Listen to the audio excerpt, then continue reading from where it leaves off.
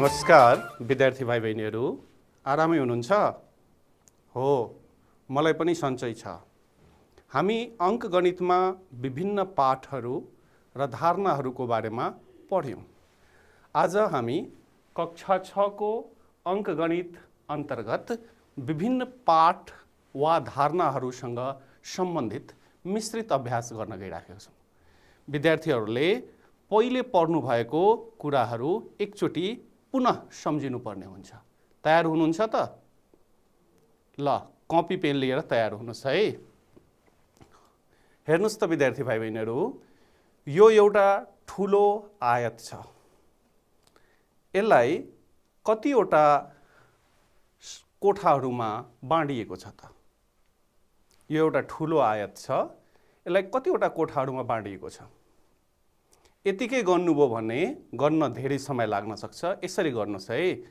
1 2 3 4 5 6 7 8 9 10 10वटा लम्बाइपट्टि छ अनि उचाइ अथवा चौडाइपट्टि भन्नुहोस् कतिवटा छ त? हेर्नुहोस् त, 1 2 3 4 5 6 7 8 9 10 10वटै उचाइपट्टि छ भने 10 × 10 कति हुन्छ त? हो, ठिक भन्नुभयो, 100।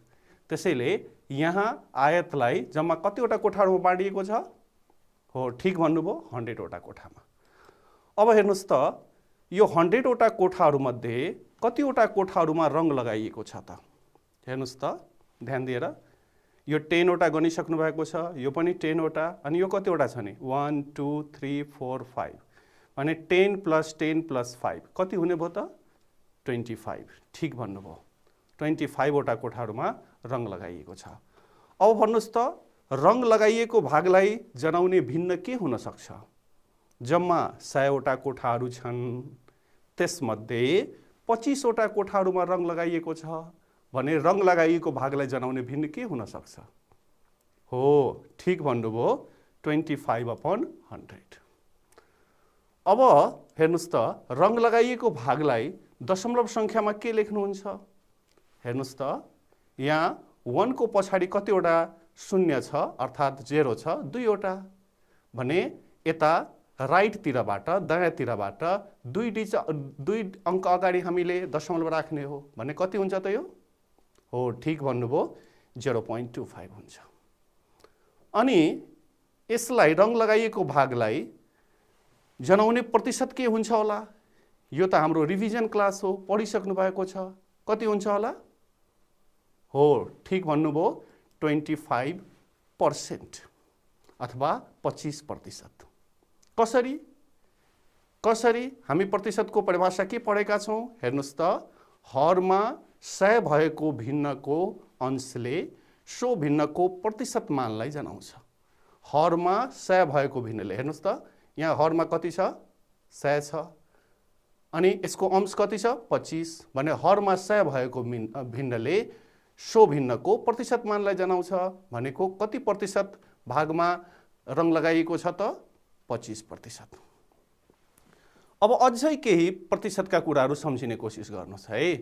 हेर्नुहोस् त, हामी के पढेका थियौँ?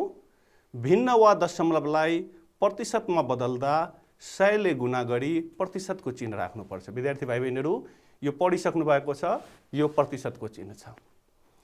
अनि प्रतिशतलाई भिन्नमा बदल्नु पर्यो भने के गर्ने? हामी 100 ले भाग गर्ने अनि यो प्रतिशतको चिन्हलाई हटाइदिने। अब योसँग सम्बन्धित सानो एउटा उदाहरण हेरौँ त। जस्तो 2/5 एउटा भिन्न छ। अब यसलाई प्रतिशतमा लानु पर्यो भने भिन्नलाई प्रतिशतमा कसरी लाने? यहाँ हामी पढिसक्यौँ। 100 ले मल्टिप्लाई गरी यो प्रतिशतको चिन्ह राख्नुपर्छ भने हेर्नुहोस् त, 100 ले मल्टिप्लाई गऱ्यौँ, प्रतिशतको चिन्ह राख्यौँ। अब 100 लाई 5 ले डिभाइड गर्दा कति हुन्छ? 20। 5 20 जा 100। त्यसैले यसलाई के लेख्न सकिन्छ? 2 × 20। 2 × 20 कति भयो त? 40% भन्नाले हामीले भिन्नलाई प्रतिशतमा कसरी बदल्ने भनेर एउटा इक्जाम्पल हेऱ्यौँ। अब हेर्नुहोस् त, यसको उल्टो प्रतिशतलाई भिन्नमा कसरी लाने त? हेर्नुहोस् त, जस्तो यो 8% छ, यसलाई भिन्नमा कसरी लाने? के पढेका छौँ हाम्रो नियम के छ? प्रतिशतलाई भिन्नमा बदल्दा 100 ले भाग गरी प्रतिशत चिन्ह हटाउनु पर्छ। भन्नाले 8 लाई हामीले कतिले डिभाइड गर्नु पर्यो, कतिले 100 ले। 8% भनेको हाम्रो प्रतिशतको परिभाषाबाट 8% भनेको के हो, 100 भागमा 8 भाग हो, त्यसैले हामीले 100 ले भाग गर्यौं। अब 8 को प्राइम फ्याक्टर्स के हुन सक्छ हेर्नुस् त, 8 मा कुन अंकले भाग लाग्छ, निशेष भाग लाग्छ हो, ठीक भन्नुभयो। 8 चाहिँ जोड संख्या हो र प्रत्येक जोड संख्यामा 2 ले डिभाइड लाग्छ, त्यसैले 2 ले लाग्छ। 2 4 जा 8, फेरि 4 मा नि हो, ठीक भन्नुभयो, 4 मा पनि 2 ले डिभाइड लाग्छ, 2 2 जा 4। त्यस्तै यो 100 लाई पनि हामी डिभाइड गरौँ, यसको पनि रुट गुणनखण्ड निकालौँ। हेर्नुहोस् त, 100 लाई 100 पनि जोड संख्या हो र प्रत्येक जोड संख्यामा 2 ले डिभाइड जान्छ, त्यसैले 100 मा पनि 2 ले डिभाइड जान्छ। 100 लाई 2 ले डिभाइड गरेपछि कति हुन्छ नि हो, ठीक भन्नुभयो, 50। अनि 50 फेरि जोड संख्या हो र प्रत्येक जोड संख्यामा 2 ले डिभाइड लाग्छ, फेरि 2 ले डिभाइड गरौँ, कति हुन्छ सोच्नुहोस् त। 50 लाई 2 ले डिभाइड गर्दा कति हुन्छ, 25, ठीक भन्नुभयो। फेरि हेर्नुहोस् त, 25 मा के ले डिभाइड लाग्छ, निशेष भाग लाग्छ, 5 ले, 5 5 जा 25। त्यसो भए यो 8 लाई हामी के लेख्न सक्छौँ, 2 × 2 × 2 र 100 लाई के लेख्न सक्छौँ, 2 × 2 × 5 × 5। हेर्नुहोस् त, यसरी लेख्न सक्छौँ। अब साझा गुणनखण्डलाई अंश र हरबाट काट्यौँ भने हेर्नुहोस् त, यो एउटा 2 यो एउटा 2 काटिन्छ, यो एउटा 2 यो एउटा 2 काटिन्छ भने माथि कतिवटा 2 बाँकी रहन्छ, एउटा। अनि तल नि 5 × 5, 5 × 5 भनेको कति हो त, 25। यो तरिकाले हामीले प्रतिशतलाई भिन्नमा बदल्न सक्छौँ। यी सबै हामी पढिसकेका हौँ, हामी पुनरावृत्ति मात्रै गर्दैछौँ अहिले। ल विद्यार्थी भाइ बहिनीहरू, तपाईहरूले भिन्नलाई प्रतिशतमा बदल्न र प्रतिशतलाई भिन्नमा बदल्न रिभाइज गरिसक्नुभयो। अब हामी मिश्रित अभ्यासको 5 नम्बर प्रश्न हेर्नुहोस् त विद्यार्थी भाइ बहिनीहरू। सुमनको एक महिनाको आम्दानी रु 32,500 छ। उसले आम्दानीको 1/2 भाग अर्थात् आधी घर खर्चमा लगाएछन्। यसै गरी आम्दानीको 1/4 अर्थात् 1/4 कपडा किन्नमा लगाएछन् र बाँकी रकम बैंकमा जम्मा गरेछन् भने घर खर्चमा कति रकम लगाएछन्, त्यस्तै कपडा किन्न जम्मा कति रकम खर्च गरेछन्, प्रतिशतमा पनि पत्ता लगाउनुहोस्। यो छ प्रश्न। अब हेर्नुहोस् त विद्यार्थी भाइ बहिनीहरू, सुमनको एक महिनाको आम्दानी कति रहेछ, 32,500। उसले आम्दानीको 1/2 भाग अर्थात् आधी केमा खर्च गरेछन्, घर खर्चमा भने घर खर्चको रकम कति हुन्छ हेर्नुहोस् त, रु 32,500 को 1/2 भाग हामी पढिसकेको छौँ। 32,500 जस्ताको त्यस्तै को ठाउँमा गुणाको चिन्ह दिनुपर्छ, 1/2। अब 32,500 लाई 2 ले भाग गर्नुहोस् त एकछिन, कति हुन्छ गर्नुहोस् त, गर्नुभयो हो, कति हुन्छ 16,250 अर्थात् घर खर्चमा कति रकम लगाएछन् उसले, 16,250 रकम। अब यसलाई हामीले केमा देखाउनु पर्नेछ, प्रतिशतमा पनि देखाउनु पर्नेछ। अब हेर्नुहोस् त, घर खर्च प्रतिशत हेर्नुहोस् त, घर खर्च रकम कति हो, 16,250 अनि जम्मा आम्दानी कति हो, 32,500 भने घर खर्च रकम अपन जम्मा आम्दानी। अनि यो एउटा भिन्न भयो, अनि कुनै पनि भिन्नलाई प्रतिशतमा लान 100 ले मल्टिप्लाई गर्नुपर्छ, त्यसैले 100 ले मल्टिप्लाई गर्यौँ। अब हेर्नुहोस् त, 32,500 लाई अघि तपाईले 2 ले भाग गर्दाखेरि कति आएको थियो त, 16,250। त्यसो भए 32,500 लाई 16,250 ले भाग गर्नुभयो भने यहाँ कति हुन्छ त, 2 हुन्छ। अनि 100 लाई 2 ले डिभाइड गर्नुभयो भने कति हुन्छ, 50। त्यसैले घर खर्चको प्रतिशत चाहिँ 50% रहेछ। विद्यार्थी भाइ बहिनीहरू, हामी क नम्बरको प्रश्न गर्यौँ। अब ख नम्बर के भन्दैछ हेर्नुहोस् त, कपडा किन्दा जम्मा कति रकम खर्च गरेछन्। अब हेर्नुहोस् त, कपडा किन्दा कति आम्दानीको कति भाग खर्च गरेको छन्, 1/4 भाग अर्थात् 1/4 भाग। त्यसैले कपडा किन्दा जम्मा खर्च रकम भनेको 32,500 को 1/4 भाग हो। अनि यो अघि जस्तै 32,500 जस्ताको त्यस्तै, अनि को ठाउँमा हामीले मल्टिप्लाईको चिन्ह दिउँ, 1/4 भाग। अब फेरि 32,500 लाई 4 ले डिभाइड गर्नुहोस्, गर्नुहोस् त, गर्नुभयो, कति आयो त, 8,125 भने रु 8,125 चाहिँ कपडा किन्दा उसले खर्च गरिछन्। अब यसलाई पनि प्रतिशतमा लगाउनु पर्नेछ। अब हेर्नुहोस् त, कपडा खर्च प्रतिशत, कपडामा कति खर्च गरेको छ त, 8,125। अनि जम्मा आम्दानी कति हो 32,500 अघि जस्तै। कपडा खर्च रकम अपन जम्मा आम्दानी यो एउटा भिन्न भयो। अनि कुनै पनि भिन्नलाई प्रतिशतमा लग्न हामी पढिसकेका छौँ। 100 ले मल्टिप्लाई गर्नुपर्छ र प्रतिशत चिन्ह राख्नुपर्छ। त्यसैले 100 ले मल्टिप्लाई गरी हामी यहाँ प्रतिशतको चिन्ह राख्यौँ। अब हेर्नुहोस् त यहाँ हामी 32,500 लाई 4 ले भाग गर्दा कति आएको थियो 8,125। त्यसो भए 32,500 लाई हामी 8,125 ले डिभाइड गर्दा कति आउँछ होला 4 आउँछ होला।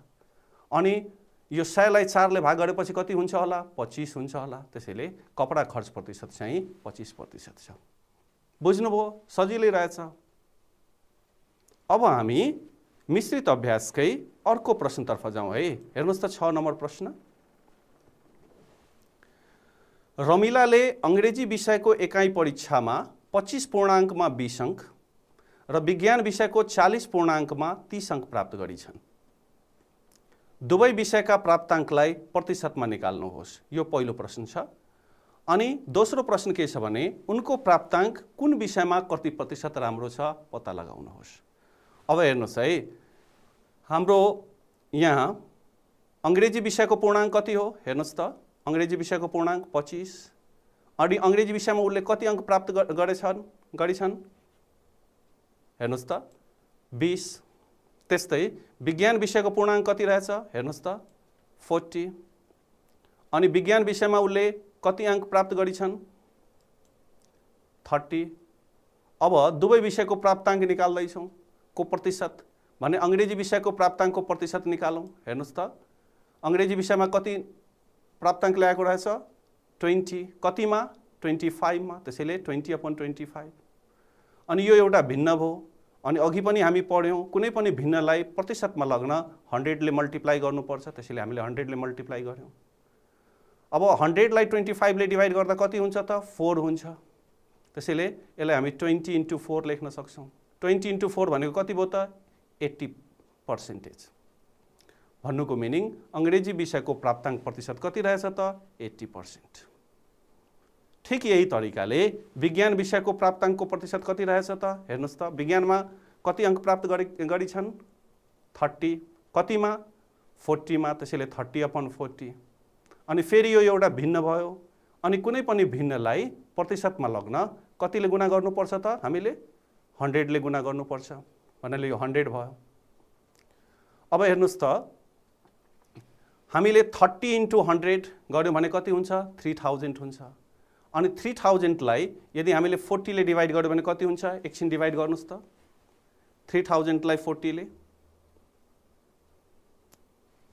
हो ठिक भन्नुभयो 75% है। अथवा हामी 10 3 जा 30 10 4 जा 40 गरेर पनि काट्न सक्छौँ सजिलोको लागि है। अनि 100 ले 4 लाई डिभाइड गरेपछि कति हुन्छ त 25 हुन्छ। 25 × 3 भनेको 75 भयो। त्यसैले उनले विज्ञान विषयमा कति प्रतिशत अंक प्राप्त गरिछन् 75%। पहिलो पार्ट हामी सक्यौँ। अब ख नम्बर प्रश्न के छ उनको प्राप्ताङ्क कुन विषयमा कति प्रतिशत राम्रो छ। अब हेर्नुहोस् त अंग्रेजी विषयको प्राप्ताङ्क 80% छ। विज्ञान विषयको प्राप्ताङ्क 75% छ। भने कुन विषयको प्राप्ताङ्क राम्रो छ त हो ठिक भन्नुभयो अंग्रेजी विषयको प्राप्ताङ्क चाहिँ राम्रो छ। तर कति प्रतिशतले राम्रो छ त्यसको लागि हामी यो दुवैको के निकाल्नु पर्ने हुन्छ त फरक निकाल्नु पर्ने हुन्छ। निकालौँ त दुवै विषयको प्राप्ताङ्कको फरक 80% - 75%। कति भयो त 80 - 75 कति हुन्छ 5 हुन्छ। त्यसैले दुवै विषयको प्राप्ताङ्कको फरक 5% हो। त्यसो भए उनले कुन विषयमा राम्रो गरिछन् ठिक भन्नुभयो अंग्रेजी विषयमा कति प्रतिशतले राम्रो गरिछन् 5% ले है। अत रमिलाको अंग्रेजी विषयको प्राप्ताङ्क 5% राम्रो छ। विद्यार्थी भाइ बहिनीहरू अहिलेसम्म हामी के पढ्यौँ त प्रतिशत भनेको के हुँदो रहेछ भनेर पढ्यौँ। प्रतिशत भनेको कुनै पनि भिन्नको हरमा 100 भएको अंशले प्रतिशतलाई बुझाउँछ। कुनै पनि भिन्नलाई प्रतिशतमा लग्नलाई हामीले 100 ले गुणा गरी प्रतिशतको चिन्ह राख्नुपर्छ। त्यस्तै कुनै पनि प्रतिशतलाई भिन्नमा लग्नलाई हामीले 100 ले भाग गरी प्रतिशतको चिन्ह हटाउनुपर्छ। अब विद्यार्थी भाइ बहिनीहरू अब हामी अगाडि जाउँ त। अब हेर्नुहोस् त, नाफा नोक्सान हामी पढिसकेका छौँ। अब हामी नाफा नोक्सानसँग सम्बन्धित विषयवस्तुमा केन्द्रित रहेर एकछिन रिभिजन गर्नेछौँ, पुनरावृत्ति गर्नेछौँ। हेर्नुहोस् त, नाफा नोक्सानमा पहिलो शब्द के हुँदो रहेछ त? क्रय मूल्य, अर्थात् अङ्ग्रेजीमा त्यसलाई हामी के भन्छौँ त? कस्ट प्राइस भन्छौँ। क्रय मूल्य भनेको के हो? किनेको मूल्यलाई हामी क्रय मूल्य भन्छौँ के। जतिमा सामान किन्छौँ त्यसलाई हामी के भन्छौँ त? क्रय मूल्य भन्छौँ। र बेचेको मूल्यलाई हामी के भन्छौँ त? विक्रय मूल्य भन्छौँ, सेलिङ प्राइस भन्छौँ। अब किनेको मूल्यभन्दा बेचेको मूल्य बढी भयो भने के पर्नु भएको छ? नाफा हुन्छ कि नोक्सान हुन्छ? के पर्नु भएको छ? ठिक भन्नुभयो। किनेको मूल्यभन्दा बेचेको मूल्य बढी भएमा नाफा हुन्छ। नाफालाई अङ्ग्रेजीमा हामी प्रफिट भन्छौँ। ठिक त्यस्तै किनेको मूल्यभन्दा बेचेको मूल्य थोरै भएमा के हुन्छ त? नोक्सान हुन्छ। नोक्सानलाई हामी अङ्ग्रेजीमा के भन्छौँ त? लस भन्छौँ। जस्तो उदाहरणको लागि तपाईले एउटा डट पेन 10 रुपियाँमा किन्नुभयो र 15 रुपियाँमा बेच्नुभयो भने 10 रुपियाँ के भयो? क्रय मूल्य, कस्ट प्राइस। अनि कतिमा बेच्नुभयो? 15 रुपियाँमा बेच्नुभयो भने 15 रुपियाँ चाहिँ के भयो? विक्रय मूल्य, सेलिङ प्राइस। अब यहाँ क्रय मूल्य 10 रुपियाँ छ, विक्रय मूल्य 15 रुपियाँ छ भन्नुको मिनिङ विक्रय मूल्य क्रय मूल्यभन्दा बढी छ भने के हुन्छ होला? हो, ठिक भन्नुभयो, नाफा हुन्छ। कति नाफा हुन्छ? के गर्नुपर्छ? विक्रय मूल्य माइनस क्रय मूल्य गर्नुपर्छ भनेपछि 15 माइनस 10 भनेको रु 5 रुपियाँ नाफा हुन्छ। ठिक त्यस्तै अर्को उदाहरण लिउँ। तपाईले एउटा मार्कर 40 रुपियाँमा किन्नुभयो र त्यो मार्करलाई तपाईले 30 रुपियाँमा बेच्दै हुनुहुन्छ। मार्करको क्रय मूल्य 40 रुपियाँ कस्ट प्राइस अनि विक्रय मूल्य हामी कति छलफल गरेका थियौँ? रु 30 रुपियाँ। अब हेर्नुहोस् त, यहाँ विक्रय मूल्य क्रय मूल्यभन्दा कम छ, त्यसैले के भयो होला? घाटा भयो होला। कति घाटा भयो त भने के गर्ने त? हामी क्रय मूल्यबाट विक्रय मूल्य घटाइदिने। यो कुराहरू हामी पढिसकेका छौँ, यसलाई हामीले पुनरावृत्ति गर्दैछौँ। हेर्नुहोस् त, तसर्थ विक्रय मूल्य बढी हुन्छ, विक्रय मूल्य ग्रेटर देन क्रय मूल्य। विक्रय मूल्य जब क्रय मूल्यभन्दा बढी हुन्छ त्यो बेलामा के हुँदो रहेछ? नाफा हुँदो रहेछ। अनि हामी नाफा कसरी निकाल्ने हो त? नाफा प्रफिट विक्रय मूल्य माइनस क्रय मूल्य। त्यस्तै अघि हामी छलफल गऱ्यौँ, क्रय मूल्य बढी हुन्छ को भन्दा? विक्रय मूल्यभन्दा भने के हुन्छ त? नोक्सान हुन्छ। नोक्सान कसरी निकाल्ने? हेर्नुहोस् त, क्रय मूल्य कस्ट प्राइस माइनस विक्रय मूल्य। अब विद्यार्थी भाइ बहिनीहरू हेर्नुहोस् त, यी धारणाहरू केसँग सम्बन्धित थियो त? प्रफिट एन्ड लससँग सम्बन्धित थियो। अब हामी ऐकिक नियम अर्थात् युनिटरी मेथडसँगको धारणालाई एकचोटि फेरि सम्झिने कोसिस गरौँ त। ऐकिक नियममा के हुन्छ भने एकाइ वस्तुको मूल्यबाट उस्तै धेरै वस्तुको मूल्य पत्ता लगाउन एकाइ वस्तुको मूल्यलाई वस्तुको सङ्ख्याले गुणन गर्नुपर्छ। उदाहरणको लागि मान्नुहोस् एउटा कलमको मूल्य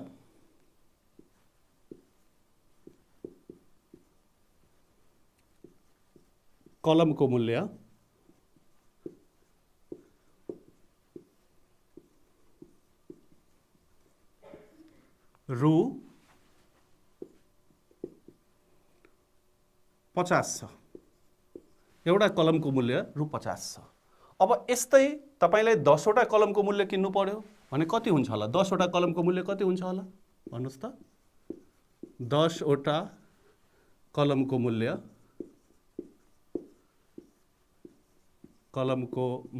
कति हुन्छ होला? हेर्नुहोस् त, एउटा कलमको मूल्य रु 50 छ भन्नुको मिनिङ एकाइ मूल्य चाहिँ 50 भयो। अब यस्तै धेरै वस्तुको मूल्य निकाल्नु पर्यो, 10 वटा कलमको मूल्य निकाल्नु पर्यो भने एउटा कलमको मूल्य रु 50 भएपछि 10 वटा कलमको मूल्य गर्न के गर्नुपर्छ त? वस्तुको सङ्ख्याले गुणा गर्नुपर्दछ भन्नुको मिनिङ रु 50 लाई हामी केले गुणा गर्छौँ त? 10 ले। अर्थात् 10 वटा कलमको मूल्य कति हुन्छ त? 500 हुन्छ। ठिक यही तरिकाले विद्यार्थी भाइ बहिनीहरू हेर्नुहोस् त, त्यसैले जम्मा मूल्य निकाल्न वस्तुको एकाइ मूल्यलाई हामी वस्तुको सङ्ख्याले गुणा गर्छौँ।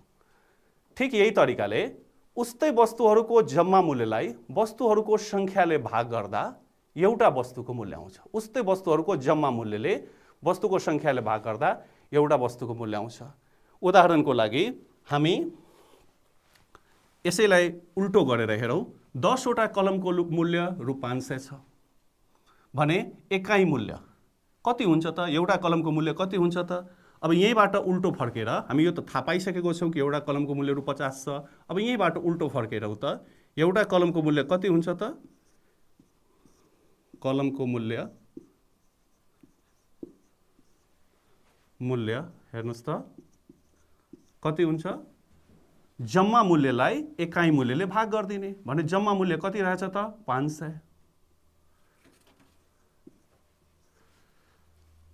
500 लाई अब हेर्नुस् त कतिवटा छ कलम? 10 वटा कलम छ भने 10 वटाले भाग गरिदिनुहोस्। एउटा जेरो काट्यौँ भने कति रहेछ त? रु 50। एउटा कलमको मूल्य यहीँबाट। भन्नुको अर्थ हामीले जम्मा मूल्यलाई एउटा वस्तुको मूल्यले जम्मा मूल्यलाई वस्तुहरूको संख्याले भाग गर्यौँ भने हामी एकाइ मूल्य पाउँछौँ। अब योसँग सम्बन्धित हामी पाठ्यपुस्तककै 7 नम्बर प्रश्न हेरौँ त। ल हेर्नुस् त हाम्रो पाठ्यपुस्तककै 7 नम्बर प्रश्न हेर्नुस् त। रमनले 6 वटा कलम जम्मा रु 450 मा किनेछन् भने 1 वटा कलमको मूल्य कति होला त? 6 वटा कलम हेर्नुस् त क नम्बर प्रश्न। क नम्बर प्रश्न हेर्नुस् त 6 वटा कलमको मूल्य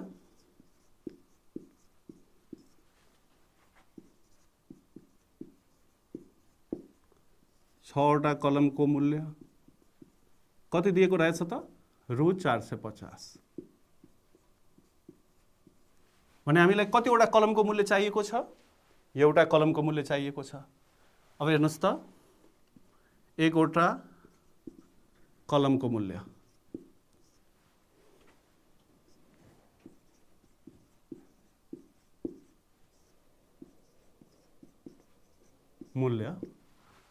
अब हेर्नुस् त जम्मा मूल्यलाई वस्तुको संख्याले यदि हामी भाग गर्यौँ भने एकाइ मूल्य आउँछ। एकाइ मूल्य अर्थात् एउटाको मूल्य आउँछ। त्यसैले जम्मा मूल्य कति छ त? रु 450 छ।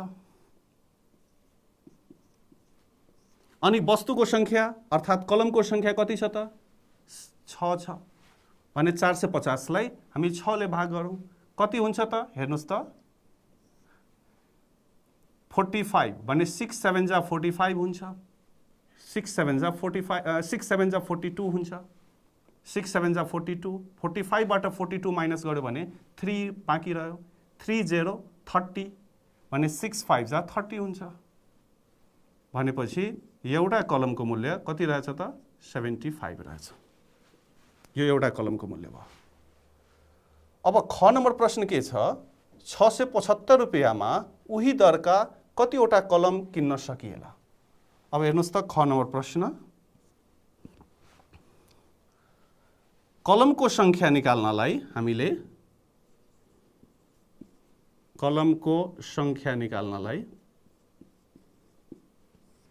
हेर्नुस् त कलमको संख्या निकाल्नलाई हामी के गर्नु त? जम्मा मूल्यलाई यदि हामी एकाइ मूल्यले भाग गर्यौँ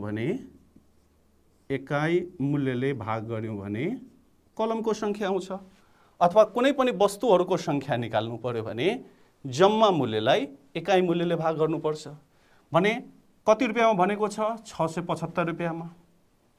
675 रुपैयाँमा कतिवटा कलम आउँछ? हेर्नुस् त 675 लाई एकाइ मूल्य अर्थात् एउटाको मूल्यले भाग गर्नुहोस्। अब 675 लाई हामी 75 ले भाग गर्दा कति हुन्छ त? हेर्नुस् त 675 लाई हामीले 75 लाई भाग गर्दैछौँ कति हुन्छ त? 75 को टेबल त आउँदैन। त्यसो भए के गर्ने होला त? हेर्नुस् त यो तरिकाले पनि हामी रफ गरेर हेर्न सक्छौँ। 675 लाई 75 ले। अब हेर्नुस् त कुनै पनि संख्याको अन्तिम अङ्क 0 अथवा 5 छ भने त्यसमा 5 ले भाग लाग्छ। त्यसैले 675 मा 5 ले भाग लाग्छ। 75 मा पनि 5 ले भाग लाग्छ। भनेपछि 15 5 जा 75 अनि यसलाई पनि 5 ले डिभाइड गरेपछि कति हुन्छ त? हेर्नुहोस् त, 5 1 जा 5 भने 6 - 5 1 भयो, 1 7 17 भनेको 5 3 जा 15 भयो, 17 - 15 2 भयो, 2 5 25 भने 5 5 जा 25। अब 15 को टेबल त आउँछ तपाईलाई, कति हुन्छ त? 15 9 जा 135 भनेको 75 लाई 675 लाई 75 ले डिभाइड गरेपछि कति आउँदो रहेछ त? 9 आउँदो रहेछ। 75 9 जा हुँदो रहेछ। यसरी पनि हेर्न सक्छौं। 5 9 जा 45 क्यारी 4, 7 9 जा 63 4 67। हेर्नुस् त, यसरी पनि हेर्न सक्छौं हामी। हेर्नुस् त, 5 - 5 0 भयो, 7 - 7 0 भयो, 6 - 6 0 भयो। भन्नुको मिनिङ 675 लाई 75 ले भाग गरेपछि कति हुँदो रहेछ त? 9 हुँदो रहेछ। भन्नुको मिनिङ 675 रुपैयाँमा कतिवटा कलम किन्न सकिन्छ त? 9 वटा कलम किन्न सकिन्छ। अत हेर्नुस् त, रु 675 मा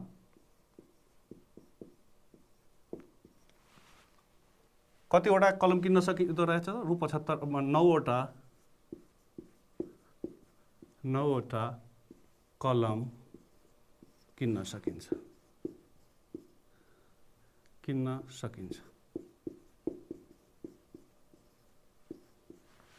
बुझ्नुभयो?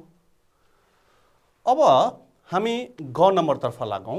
हेर्नुस् त विद्यार्थी भाइ बहिनीहरू, ग नम्बरतर्फ हामी लाग्दैछौँ। त्यसको लागि म यो ख नम्बर चाहिँ यहाँ मेट्दैछु। यहाँबाट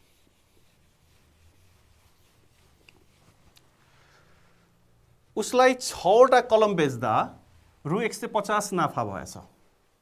6 वटा कलम बेच्दा 150 नाफा भएछ भने कतिमा बेचेका रहेछन्? बिक्री रकम पत्ता लगाउन भन्दैछ। अब हेर्नुस् त, नाफा यहाँ दिएको छ। 6 वटा कलम बेच्दाखेरि नाफा कति भएको रहेछ त? रु 150 भएको रहेछ। 150 भनेपछि बिक्री रकम हामीलाई निकाल्न भन्दैछ। 6 वटा कलमको बिक्री रकम, 6 वटा कलमको बिक्री रकम अर्थात् विक्रय मूल्य भन्दा पनि हुन्छ, तर यहाँ बिक्री भनेको हुनाले बिक्री रकम नै मैले लेखेँ। बिक्री रकम। अब बिक्री रकम भनेको विक्रय मूल्य हो। विक्रय मूल्य भनेको के हुन्छ त तपाईको? क्रय मूल्य प्लस नाफा। अब 6 वटा कलमलाई उसले कतिमा किनेको रहेछ? 650 मा किनेको रहेछ, 450 मा किनेको रहेछ। अनि 6 वटा कलममा नाफा कति भएको रहेछ?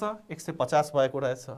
भने विक्रय मूल्य भनेको क्रय मूल्य प्लस नाफा हो। त्यसैले 6 वटा कलमको बिक्री रकम भनेको कति हुन्छ त?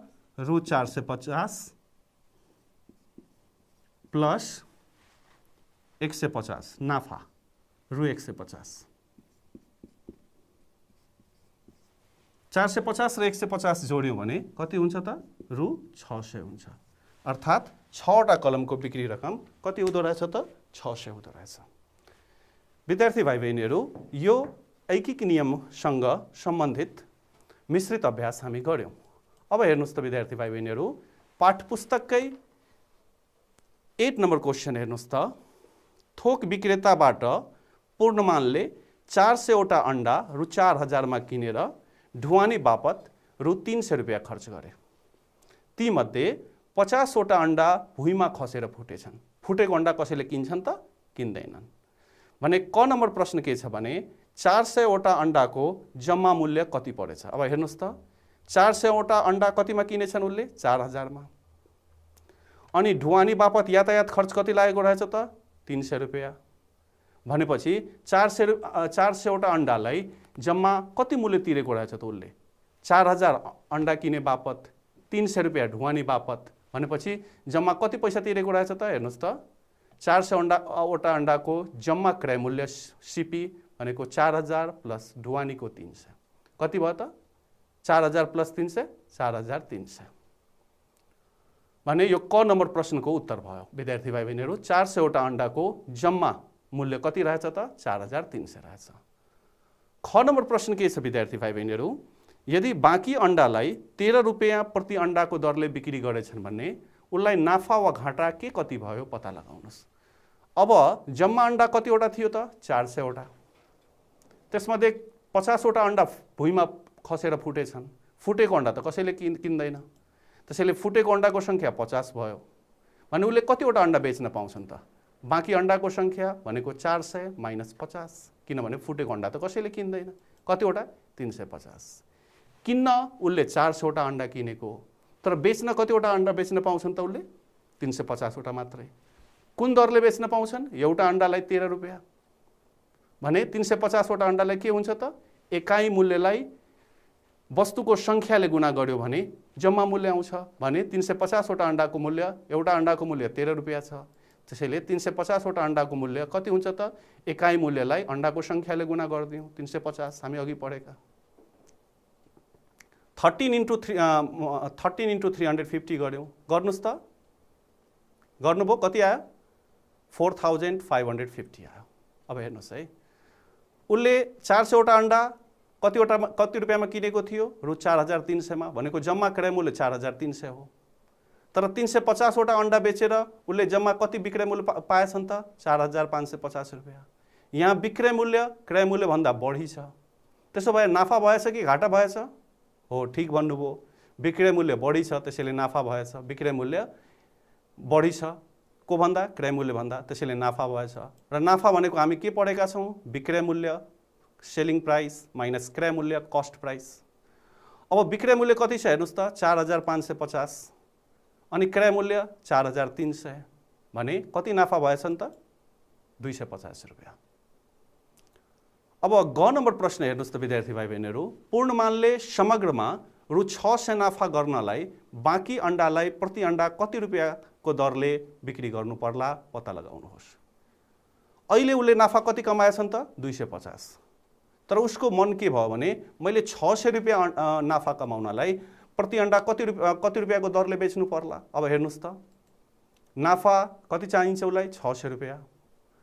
अनि उसको जम्मा क्रय मूल्य कति हो? 4300 भने बेच्न त पाउँछ उसले 350वटा अन्डा मात्रै बेच्न पाउँछ। त्यसैले जम्मा क्रय मूल्य प्लस नाफा, 350वटा अन्डाको विक्रय मूल्य भनेको जम्मा क्रय मूल्य प्लस नाफा। किन्न उसले 400वटा अन्डा किनेछ, तर 50वटा अन्डा भुइँमा खसेर फुटेछन्, त्यसैले बेच्न उसले 350वटा अन्डा मात्रै पाउँछ। अब जम्मा क्रय मूल्य 4300, नाफा कति कमाउन खोज्दैछ? 600 भनेपछि कति भयो त? 4900 भयो 350वटा अन्डाको विक्रय मूल्य। तर हामीलाई के भनेको छ? बाँकी अन्डालाई प्रति अन्डा भन्नुको मिनिङ एउटा अन्डालाई कतिमा बिक्री गर्यो भने उसलाई 600 नाफा हुन्छ भने 4900 मा उसले कतिवटा अन्डा बेच्छ? 350वटा भने यहाँ अन्डाको सङ्ख्या निकाल्नु पर्यो। अन्डाको सङ्ख्या कसरी निकाल्ने? अघि हामी एक नियम युनिटरी मेथडमा पढ्यौँ। जम्मा मूल्यलाई सङ्ख्याले भाग गर्यो भने एकाइ मूल्य आउँछ। त्यसैले एउटा अन्डाको विक्रय मूल्य भनेको जम्मा मूल्य 4900 लाई अन्डाको सङ्ख्या 350 ले भाग गर्यौँ। अब 4900 लाई 350 ले भाग गर्दा कति हुन्छ? हेर्नुहोस् त, 4900 लाई 350 ले भाग गर्दा कति हुन्छ त? 4900 लाई 350 ले भाग गर्नु पर्यो। हामी 10 ले काट्यो भने एउटा जेरो काटिन्छन्। 7 5 जा 35 अनि यसलाई पनि 5 ले डिभाइड गर्दैछौँ भने 5 9 जा 45 हुन्छ। 49 माइनस 45 4 भयो। 4 0 40 भने 5 8 जा 40 हुन्छ। त्यस्तै 98 लाई 7 ले डिभाइड गर्दा 7 1 जा 7, 9 माइनस 7 2 भयो। 2 8 28, 7 4 जा 28 अर्थात् 4900 लाई 350 ले डिभाइड गर्दा कति हुँदो रहेछ त? 14 हुँदो रहेछ। त्यसो भए एउटा अन्डाको विक्रय मूल्य कति हुन्छ त? 14 हुन्छ। त्यसैले बाँकी अन्डालाई यदि उसले 14 रुपियाँ प्रति अन्डाको दरले बाँकी अन्डालाई यदि 14 रुपियाँ प्रति अन्डाको दरले बेच्यो भने उसलाई 600 रुपियाँ समग्रमा नाफा हुन्छ। विद्यार्थी भाइ बहिनीहरू, अहिले हामी नाफा नोक्सानसँग सम्बन्धित केही मिश्रित अभ्यास गर्यौँ। त्यसको साथसाथै हामीले ऐकिक नियमसँग सम्बन्धित मिश्रित अभ्यास गर्यौँ।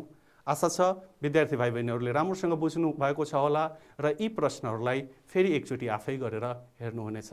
नमस्कार।